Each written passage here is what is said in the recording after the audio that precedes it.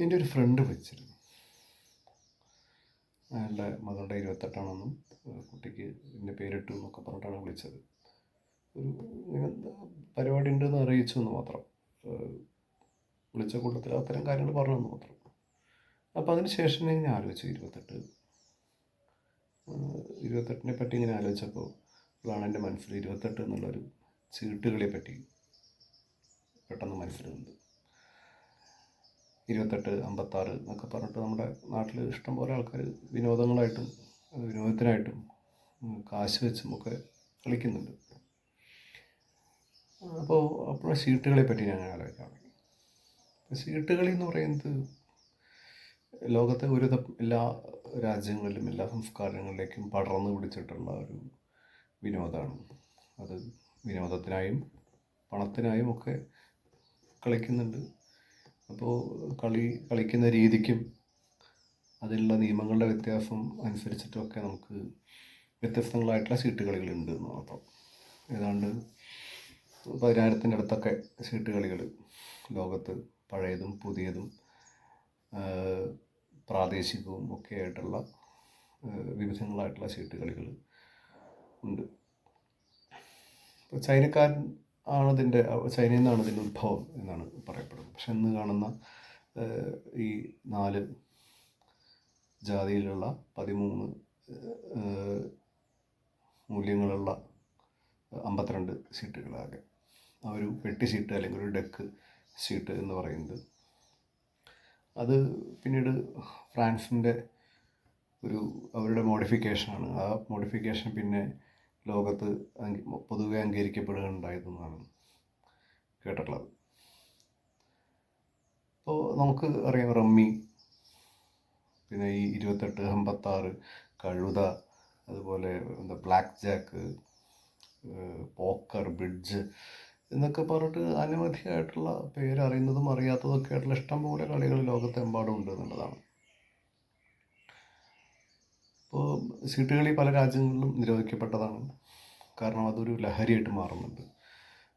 വിനോദത്തിനായാലും ആ വിനോദം പതുക്കെ പണത്തിലേക്ക് മാറുകയും അതിൽ നിന്ന് രസം പിടിച്ച് അതൊരു ലഹരിയായിട്ട് മാറുകയും അങ്ങനെ നിരവധി ആളുകൾ ആത്മഹത്യ ഇന്നും ചെയ്തുകൊണ്ടിരിക്കുകയൊക്കെ ചെയ്യുന്ന വലിയൊരു വിനോദം ആണത്. അതൊരു വ്യവസായം കൂടിയാണ്. അതിപ്പോൾ കാഫിനുകളിലൊക്കെ ധാരാളം ലോകത്ത് ഗൾഫിലെ കാഫിനുകളിലെ പലതരം ചീട്ടുകളികളും അതിനകത്തുള്ള മൈക്രോ ഒബ്സർവേഷൻസും ആളുകൾ ആർക്കാരെ എങ്ങനെയൊക്കെ ഏതൊക്കെ തരത്തിലുള്ള പറ്റിക്കുന്നു എന്നൊക്കെ പറഞ്ഞിട്ട് അത് സംബന്ധിച്ച് നിരവധിയായിട്ടുള്ള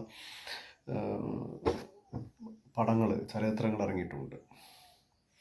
അപ്പോൾ ആ നിലയ്ക്കൊക്കെ നോക്കുമ്പോൾ ലോകത്തെ വളരെയധികം സ്വാധീനിക്കപ്പെട്ട ഒരു വിനോദമാണ് ചീട്ടുകളി എന്നുള്ളത്. മാത്രമല്ല ചീട്ടുകളി അതിലുപരി ഒരു വലിയ ഒരു ഗണിതശാസ്ത്ര പ്രാധാന്യമുള്ള ഒരു കളി കൂടിയാണ്. നമുക്കറിയാം ഇപ്പോൾ 52 വ്യത്യസ്തങ്ങളായിട്ടുള്ള ചീട്ടുകൾ, 4 ജാതിയിൽപ്പെട്ട 13 മൂല്യങ്ങളുള്ള 52 വ്യത്യസ്തങ്ങളായിട്ടുള്ള ചീട്ടുകളാണ് ഉള്ളത് എന്ന് നമുക്കറിയാം. ഇത് ഈ നമ്മുടെ എന്താ പറയുക സ്റ്റാറ്റിസ്റ്റിക്സും ഒക്കെ, മാത്തമാറ്റിക്സും സ്റ്റാറ്റിസ്റ്റിക്സിൻ്റെ ഒക്കെ പല തിയറികളെയും ഒക്കെ അതിനെ എക്സ്പ്ലെയിൻ ചെയ്യാനും അത് ഉത്ഭവിക്കാനും ഒക്കെ കാരണമായിട്ടുള്ള ഒരു പ്രധാനപ്പെട്ട വിനോദം കൂടിയാണ് ഈ ചീട്ടുകളി. അപ്പോൾ ലോകത്തെ ഇങ്ങനെ പുതിയ തരത്തിലേക്ക് മാറ്റിയെടുക്കുന്നതിൽ നിലവിലിപ്പോൾ ഈ ഡാറ്റ സയൻസും അതുപോലെ ആർട്ടിഫിഷ്യൽ ഇൻ്റലിജൻസൊക്കെ പോലുള്ള സംവിധാനങ്ങളിലടക്കം ഈ ചീട്ടുകളിയുടെ പലതരത്തിലുള്ള പ്രയോജനങ്ങൾ ഉണ്ടായിട്ടുണ്ട് എന്നുള്ളത് നമുക്ക് അംഗീകരിക്കാതിരിക്കാൻ കഴിയില്ല. അപ്പം അത്രയും വലിയ തരത്തിൽ ഉള്ള വലിയ ഗണിത പ്രാധാന്യം ഉള്ള ഒരു കളി കൂടിയാണ് ചീട്ടുകളി എന്നുള്ളതാണ്. എന്നാൽ ഈ കളിക്കുന്ന ആളുകൾക്ക് ഇത്ര വലിയ ഗണിത ശാസ്ത്രജ്ഞനായിക്കൊള്ളണമെന്നില്ല. വളരെ സാധാരണക്കാരായിട്ടുള്ള അവരുടെ സാമാന്യ ബുദ്ധി ഉപയോഗിച്ചും കൊണ്ട് ആണ് ഈ പല ആൾക്കാരും വളരെ പ്രാഗൽഭ്യരായിട്ട് മാറുന്നത് ചീട്ടുകളിയിൽ. അവരുടെ എക്സ്പീരിയൻസും അതിനകത്ത് ഉപയോഗിക്കുന്ന ടാക്ടിക്സുകളും അതിനകത്ത് അവർക്കറിയാതെ ഉപയോഗിക്കുന്ന സ്റ്റാറ്റിസ്റ്റിക്സുകളും പ്രോബബിലിറ്റികളും ഒക്കെ ആയിരിക്കണം അതിൻ്റെ ഒരു രസം ഉണ്ടാക്കുന്നത്, അതിനെ ഒരു ലഹരിയാക്കി മാറ്റുന്നതും അതിലെ പ്രാഗൽഭ്യം ആളുകൾക്ക് ഉണ്ടാക്കുന്നതൊക്കെ. അതിനകത്ത് തന്നെ ചീട്ടുകളി നമുക്ക് ഒരു എന്താ പറയുക, ലോകത്തെ ഏറ്റവും വലിയ വിനോദ വ്യവസായങ്ങളുടെ നട്ടെല്ല് എന്നൊക്കെ പറയാവുന്ന ഒരു കളി കൂടിയാണ് എന്ന് വാദിക്കാം. അതോടൊപ്പം തന്നെ ഏറ്റവും വലിയ ഗണിതശാസ്ത്ര പ്രാധാന്യമുള്ള ഒരു വിനോദം കൂടിയാണ് എന്ന് കൂടി നമുക്ക് പറഞ്ഞു വയ്ക്കേണ്ടി വരും.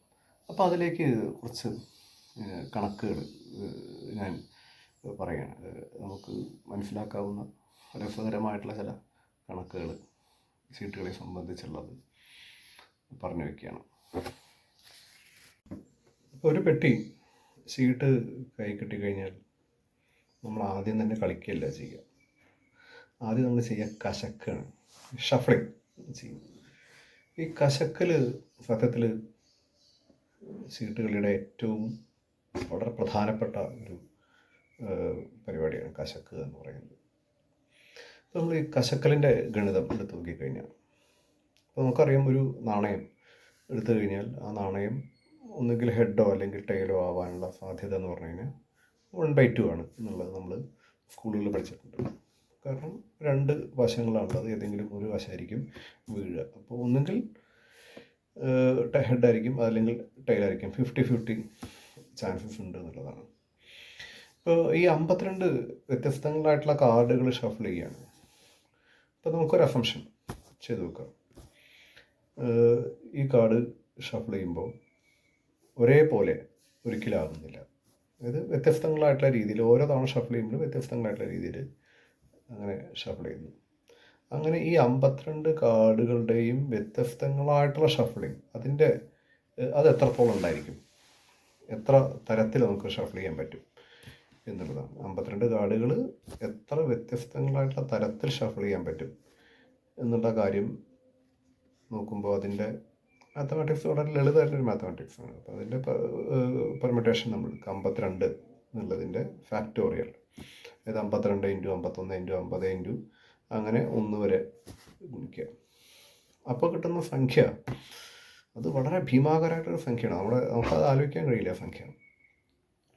ഏതാണ്ട് 8.0658 × 10⁻67 എന്ന് പറയുന്ന അതിഭീമമായിട്ടുള്ളൊരു സംഖ്യയാണ് നമുക്ക് കിട്ടുക. ആ സംഖ്യയുടെ മൂല്യം നമുക്ക് ആലോചിക്കാൻ കഴിയില്ല എന്ന് മാത്രം. അത്രയും വലിയൊരു സംഖ്യയാണ്. അപ്പോൾ നമ്മൾ ആലോചിക്കുകയാണ്, നിലവിൽ ഇത് മുഴുവൻ എത്ര സമയം കൊണ്ട് നമുക്ക് എടുക്കാൻ കഴിയും, എത്ര സമയം കൊണ്ടായിരിക്കും ഇത് ഷഫ്ലിംഗ് പൂർത്തിയാക്കാൻ പറ്റുക. അപ്പോൾ നമ്മൾ നിലവിലെ ലോകത്തെ ജനസംഖ്യ എടുത്ത് നോക്കുക. ഉദാഹരണത്തിന് ഇപ്പോൾ 8.2 ബില്യൺ ആളുകളാണ് നിലവിൽ ലോകത്തെ ജനസംഖ്യ. ഇവരെല്ലാവരും ഈ നിമിഷം മുതൽ ഓരോ പെട്ടി ഷീട്ടെടുത്ത് കശക്കിക്കൊണ്ടിരിക്കുകയാണ്.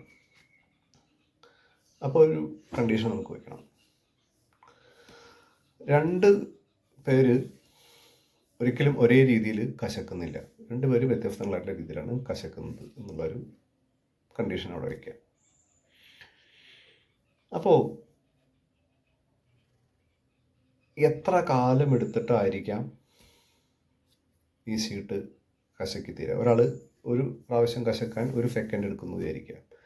അങ്ങനെ നിർത്താതെ കണ്ടിന്യൂസ്ലി ഈ 8.2 ബില്യൺ ആളുകളും ലോകത്തെ മുഴുവൻ ആളുകളും ഷീട്ടുകൾ കശക്കിക്കൊണ്ടിരിക്കുകയാണ്. നിർത്താതെ 1 സെക്കൻഡിൽ 1 ഷഫിളിങ് എന്നുള്ള വിധം 2 പേരും ഒരിക്കലും ഒരേപോലെ ഷഫിൾ ചെയ്യുന്നില്ല എന്നുള്ള കണ്ടീഷനെ ആസ്പദമാക്കിയിട്ട് ഇത് ഷഫിൾ ചെയ്തുകൊണ്ടിരിക്കുകയാണെന്നുണ്ടെങ്കിൽ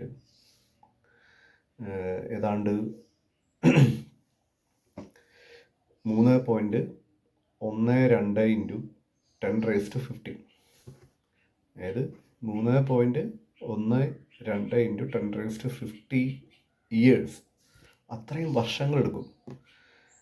അപ്പോൾ 1-2 വർഷമല്ല, ഈ പ്രപഞ്ചം ഉണ്ടായിട്ട് ഏതാണ്ട് 1.38 × 10 ഇയേഴ്സ് എന്നുള്ളതാണ് നമ്മുടെ കണക്ക്. ഈ പ്രപഞ്ചത്തിലൊട്ടാകെ നമ്മൾ എസ്റ്റിമേറ്റ് ചെയ്യപ്പെട്ടിട്ടുള്ള നക്ഷത്രങ്ങൾ എന്ന് പറയുന്നത് ഏതാണ്ട് 10⁻22 ഇടയ്ക്കാണ്.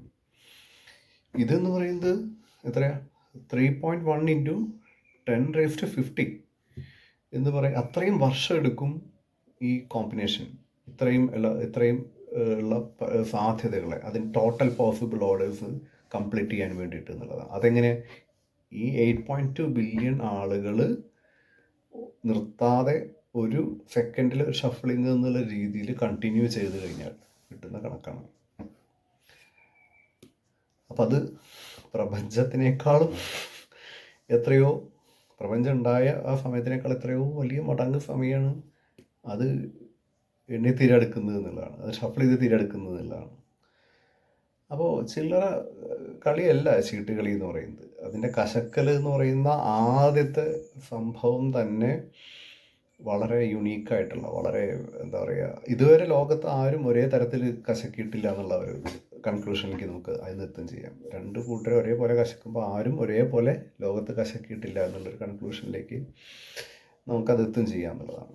അപ്പം അങ്ങനെ വളരെ രസകരമായിട്ടുള്ള ഒരു കണക്ക് ഇതിനകത്തുണ്ട് എന്നുള്ളതാണ്.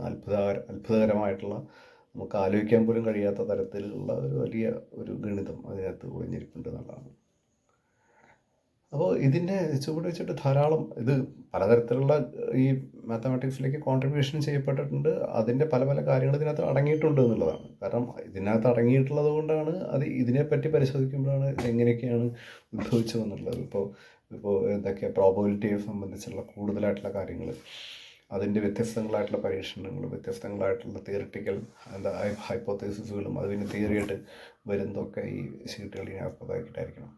കാരണം അത് നമുക്ക് കൺമുന്നിൽ നമുക്ക് ചെയ്യാൻ കഴിയുന്നൊരു കാര്യമാണ് എന്നുള്ളതുകൊണ്ട്, നമുക്ക് പെട്ടെന്ന് ആലോചിച്ചാൽ കിട്ടുന്ന ഒരു കാര്യമാണ് എന്നുള്ളത് കൊണ്ട്.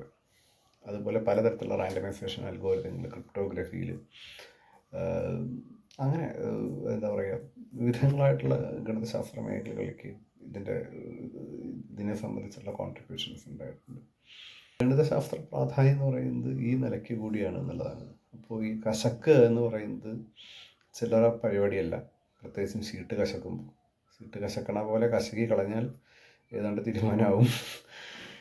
അത്ര വലിയ ഒരു ഗണിതശാസ്ത്ര പ്രാധാന്യമുള്ള ഒരു വിനോദം കൂടിയാണ് എന്നുള്ളതാണ്. അതിൻ്റെ യുക്തി എന്നിരിക്കുന്നത് മുഴുവനും ഗണിതയുക്തിയിലാണ് എന്ന് വെച്ച് എല്ലാ ഗണിതജ്ഞർക്കും ഈ യുക്തി ഉപയോഗിച്ചുകൊണ്ട് കളി മെച്ചപ്പെടുത്താൻ കഴിയുമോ എന്ന് വെച്ച് കഴിഞ്ഞാൽ അത് പറയാൻ നമുക്ക് ആളല്ല മാത്രം. കാരണം വെറും ഒരു ലക്കിൻ്റെ കളി മാത്രമല്ല ചീട്ട് കളി എന്നുള്ളതാണ്. ചീട്ട് കളി കുറേ കൂടി ഈ നിരക്ക് വളരെ സൂക്ഷ്മമായിട്ടുള്ള ഗണിതശാസ്ത്ര നിരീക്ഷണങ്ങളെ കൂടി ഉൾപ്പെടുത്തി കഴിഞ്ഞാൽ മികച്ച രീതിയിൽ കളിക്കാൻ കഴിയുന്ന ഒരു കളിയാണ് എന്നുള്ളത് കൂടി ആണ് പറയാനുള്ളത്.